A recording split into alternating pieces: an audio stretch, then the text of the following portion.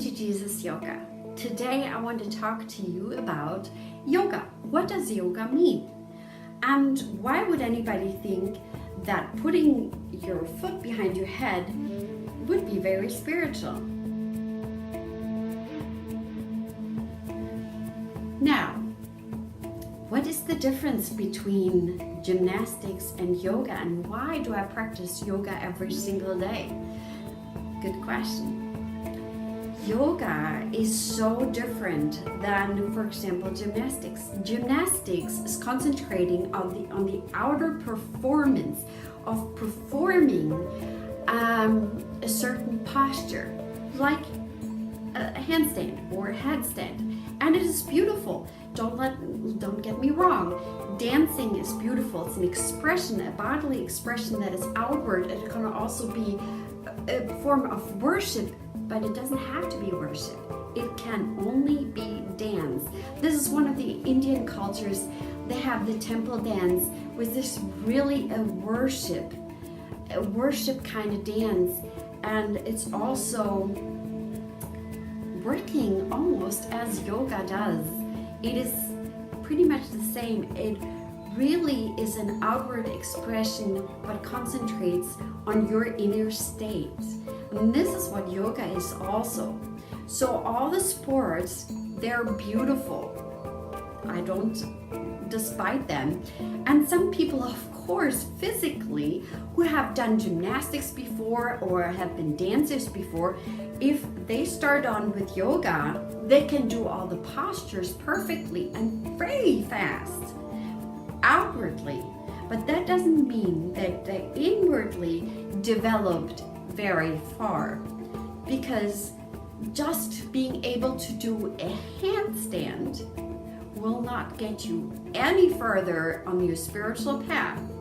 That is a totally wrong perception. And a lot of people think, oh, if I can just get this pose, or if I could do just this pose, then I would feel great. I would feel good about myself.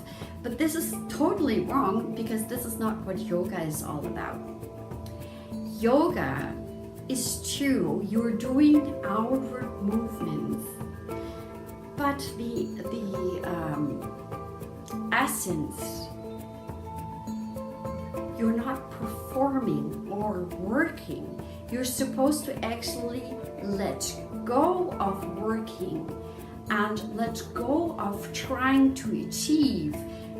even to achieve a posture, but just flow into it and start to be very present, not expressing to the outward world. So it doesn't matter the outward form. If you ever get into the full expression of a posture, for example, that is not the point. The point is to focus inwardly, and it is so hard not to work, not to make effort, but to flow in maybe a difficult posture, to find the ease, to find being your true self, not realizing that you need to become somebody different. You need to become this perfect person. You need to become anything, but that you already are. And through yoga, of course, it will help you with preparing your body for meditation, because you will need to sit for quite a long time. And as we know, if you have a little paper cut, and even if you're trying to ignore this, it will always pop up in your mind. This little cut gets all your attention on that finger. Now, if you have bodily pain and you're trying to sit with a straight back and trying to meditate, and you have a lot of back pain and a lot of issues in your body, your concentration from the inward will always come outwardly. You cannot concentrate. So there's a health aspect of yoga that helps you to prepare for long meditations and for sitting. But it's also that you can draw inward and become effortless, accepting in the present moment as you are, not being the body, not being your mind, your thoughts, but being a divine being. Through practicing yoga, if you really truly practice yoga and you're flowing and going into these postures, sometimes the postures are so difficult that you cannot concentrate on anything else and you're not thinking. You become into the state of not thinking and of being free. And sometimes you realize it afterwards. A lot of times I come into the practices with a full head, thinking about this or that, or feeling this or that, and then I don't even realize, but through my practice of Ashtanga Yoga, once I flow through my series, no matter how bad I feel, how distracted or how much I try to concentrate on the inside, but I get irritated because it wouldn't work at that time. By the time I come to the finishing asanas, I then realize that, wow, I got into the state and I didn't even realize it. I'm just flowing. I'm not even thinking about it. I'm not being worried about it. I'm totally being present and being there. And a lot of times when I start my yoga practice, I almost don't think it's possible that I can get into the state, but I do get into the state every single time. And can somebody perform yoga postures and not do yoga? Absolutely.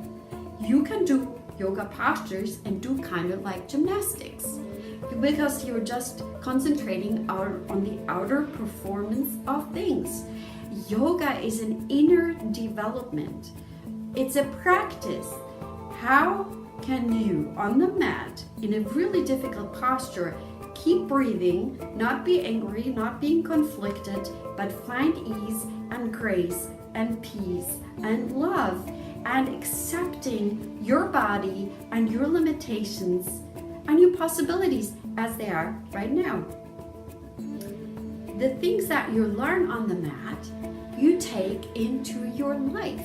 The more you practice this on the mat, which is kind of like, this is kind of like a really comfortable space on your mat that you can practice for the circumstances that happen in real life. The problems that you're facing, the problems that come, how can you deal with them with more grace, with more ease, finding your peace, not becoming somebody else, but realizing you already are. You already are. You already are peace. You're already happy. You're already bliss. You're already joy. You already love. You already have compassion and mercy and grace. You don't need to work on it. You are. A lot of people are trying to find that somewhere out there. It's not out there, it's in you. And God living inside of you. He's not far distance, not out there somewhere, but He's right there with you. You just have to realize your divinity.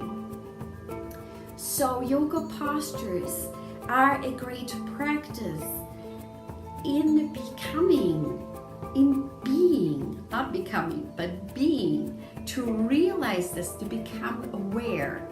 And you become aware of your body, your physical state of being, your breathing, your total being. Because a lot of the times when we face difficult situations, the first thing that happens, our heart rate goes up, our breathing goes very short, and then this kind of cuts off the oxygen circulation in our brain, and we automatically react without being aware. This also yoga does. You become aware when you are in a posture that is maybe a little bit uncomfortable, and you consciously are aware of the posture of how your body feels, how you're breathing, what your mind is doing. Maybe it's trying to race and get out of the posture as soon as possible because it's panicking. and you're starting to take charge and control on the mat.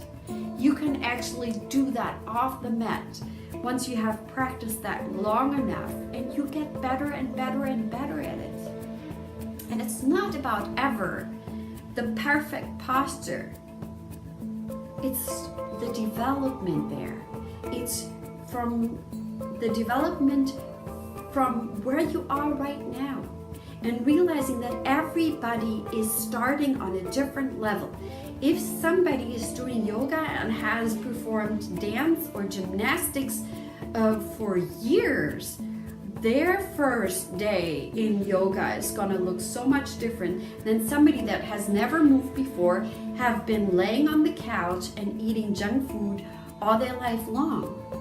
Every journey starts at a different point, at a different level, with different experiences and baggage that you're having and needing to break through and overcome. And so step by step, you can develop this awareness, this feeling inside, and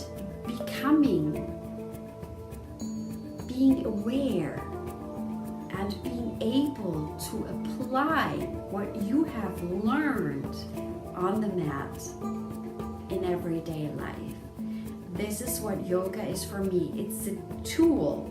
It's a tool to be more aware, more conscious, to, of course, all the health benefits are absolutely there, and it is working. It doesn't matter if you have back pain, you can cure all kinds of diseases through breathing techniques, through yoga.